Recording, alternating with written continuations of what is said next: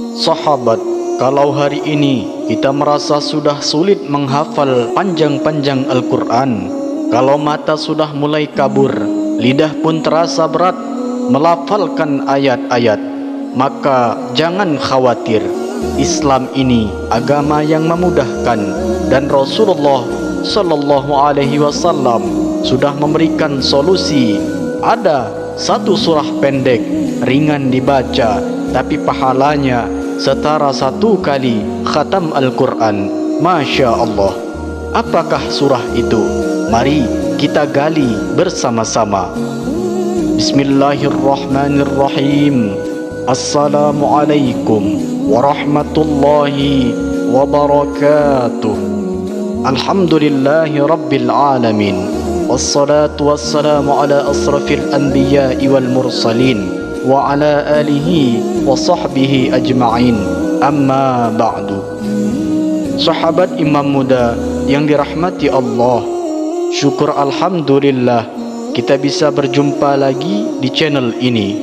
Salawat dan salam semoga senantiasa tercurah kepada Nabi Muhammad sallallahu alaihi wasallam, suri teladan terbaik sepanjang masa, yang telah menunjukkan kita jalan menuju surga dengan amal-amal ringan namun besar di sisi Allah Subhanahu wa taala.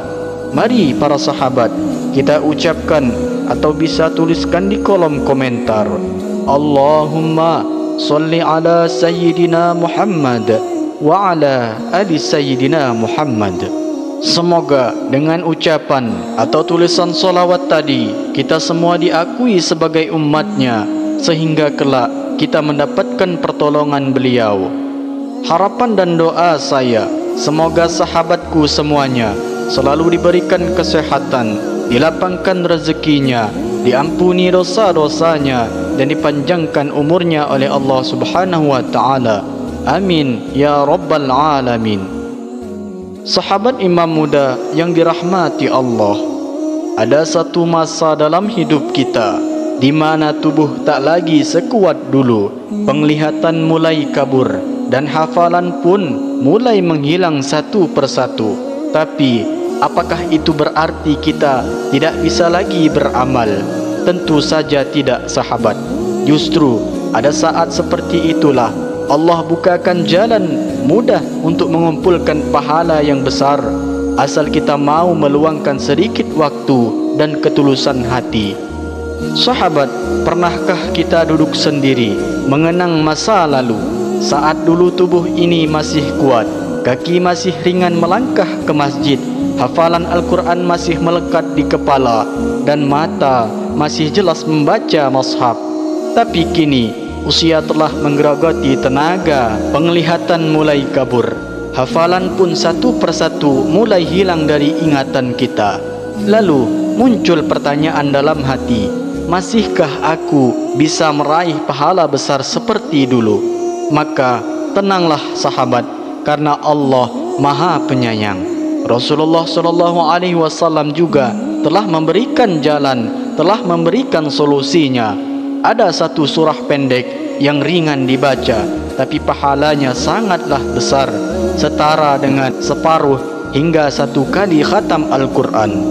Inilah amalan ringan yang sangat cocok bagi kita yang sudah lanjut usia, yang sudah tidak bisa membaca panjang, tapi masih ingin terus meraih pahala besar hingga akhir usia kita. Namun sebelum kita lanjutkan, mari sahabat, kita sama-sama berdoa kepada Allah. Silahkan sahabat tuliskan hajat, cita-cita, dan doa sahabat di kolom komentar untuk kita aminkan bersama-sama. Karena bisa kita bayangkan 40 orang saja yang mengaminkan doa kita, maka insya Allah akan diijabah oleh Allah Subhanahu wa ta'ala. Amin ya rabbal alamin. Dan untuk para sahabat yang baru bergabung, silahkan untuk klik tombol like, tombol jempolnya, kemudian subscribe juga, dan aktifkan lonceng notifikasinya, agar ketika channel ini update video terbaru, sahabat semua langsung dapat notifikasinya. Terima kasih, semoga Allah balas semua kebaikan Anda. Sahabat imam muda yang dirahmati Allah, ada sebuah kisah. Di desa kecil yang tenang, hiduplah seorang kakek bernama Abah Karim. Usianya sudah melewati 75 tahun. Tubuhnya bungkuk, pendengarannya mulai berkurang, dan matanya sudah tak secerah dulu. Tapi satu hal yang tak pernah luntur darinya adalah semangat untuk beribadah. Dulu saat muda, Abah Karim termasuk penghafal Quran. Dia pernah mengajar anak-anak mengaji di surau kampungnya. Tapi seiring waktu, satu persatu hafalannya mulai memudar. Ia sering termenung, merasa sedih karena sudah tak sanggup membaca Al-Quran seperti dahulu. Suatu malam, selepas salat Isya, ia mendengar ceramah dari radio kecilnya. Sang ustadz berkata, barang siapa yang membaca surah Al-Zalzalah 2 kali, maka pahalanya sama dengan 1 kali khatam Al-Quran. Mata Abah Karim tiba-tiba berkaca-kaca. Ia berbisik di dalam hati, Masya Allah, kalau begitu aku masih punya harapan. Aku masih bisa mengejar pahala besar, walau hafalanku sudah tinggal sedikit. Malam itu juga ia membuka mushaf kecilnya. Perlahan ia ulang-ulang sambil membaca, Idza zulzilatil ardu zilzalaha, yang artinya apabila bumi digoncangkan dengan goncangan yang dahsyat. Meski lafaznya terbata, matanya sembab oleh air mata, ada semangat yang kembali menyala di dadanya. Sejak malam itu, setiap selesai salat, Abah Karim tak pernah absen membaca surah Al-Zalzalah 2 kali. Ia tuliskan di kertas kecil dan tempel di dinding kamarnya agar tak lupa. Anak cucunya pun sering bertanya kepadanya, Abah, kenapa tiap hari baca surah itu terus? Dengan senyum ia menjawab, Abah sudah tak kuat lagi untuk lari cepat, tapi Abah masih bisa jalan pelan menuju surga Allah. Dan ini jalan pelan Abah, yaitu membaca surah Al-Zalzalah.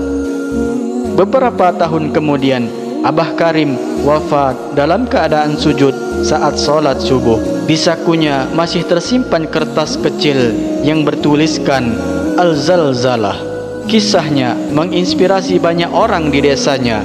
Bahkan anak-anak muda pun mulai mengamalkan surah Al-Zalzalah setiap hari karena ingin mengikuti ketulusan dan keistiqomahan sang kakek. Hikmah dari kisah ini bahwa jangan pernah meremehkan amalan kecil yang dikerjakan dengan tulus. Meskipun usia menua dan kemampuan berkurang, pintu pahala dari Allah tetap terbuka luas. Surah Al-Zalzalah adalah bukti bahwa amalan pendek bisa menjadi jembatan menuju surga bila dilakukan dengan hati yang ikhlas dan penuh dengan cinta kepada Allah. Sahabat imam muda yang dirahmati Allah, kita semua tentu menginginkan hal yang sama dari kisah di atas. Lantas bagaimana cara kita mengamalkannya? Dalam satu riwayat disebutkan ada seorang laki-laki tua yang datang kepada Rasulullah SAW. Lalu orang tua itu berkata, Wahai Rasulullah, aku ini sudah renta, mataku kabur, lidahku berat, dan hafalanku sudah banyak yang hilang. Aku ingin tetap beribadah, tapi tak mampu membaca panjang-panjang. Adakah bacaan ringan yang bisa aku jadikan amalan setiap hari? Maka dengan penuh kasih sayang, Rasulullah SAW pun menjawab, bacalah surah Az-Zalzalah. Satu surah pendek, hanya 8 ayat, tapi pahalanya luar biasa besar. Dalam sabda Nabi Muhammad SAW, surah Al-Zalzalah setara dengan separuh Al-Quran. Hadis riwayat Al-Hakim yang disahihkan oleh Syekh Al-Albani. Artinya apa sahabat? Jika dibaca 2 kali, pahalanya sama seperti 1 kali khatam Al-Quran. Allahu Akbar. Bayangkan sahabat, cukup 2 kali saja membaca surah pendek ini setiap hari sudah bernilai seperti menghatamkan Al-Quran sekali. Padahal mungkin kita tidak mampu membaca 600 halaman Al-Quran, tapi dengan kasih sayang Allah kita masih bisa dapatkan pahala yang sama hanya dengan membaca 8 ayat saja. Dan bukan hanya surah Az-Zalzalah, Rasulullah SAW juga mengajarkan surah Al-Ikhlas, Qul huwallahu ahad. Jika dibaca 3 kali, nilainya sama dengan 1 kali khatam Al-Quran. Kemudian surah Al-Kafirun, Qul ya ayyuhal kafirun, dibaca 4 kali, juga menyamai 1 kali khatam Al-Quran. Inilah bukti bahwa Islam adalah agama rahmat, agama yang memudahkan, agama yang tidak pernah memberatkan, terutama bagi mereka yang tulus dan bersungguh-sungguh meskipun kemampuan terbatas. Sahabatku yang sudah lanjut usia, bukan seberapa banyak yang kita baca, tapi seberapa tulus dan istiqomah kita mengamalkannya. Bacaan kita mungkin tidak selancar orang muda, tapi ketulusan hati kita mungkin jauh lebih besar nilainya di sisi Allah. Maka mulai hari ini, mari kita niatkan setiap pagi dan malam kita baca surah Az-Zalzalah 2 kali. Kita rutinkan membaca surah Al-Ikhlas 3 kali dan Al-Kafirun 4 kali.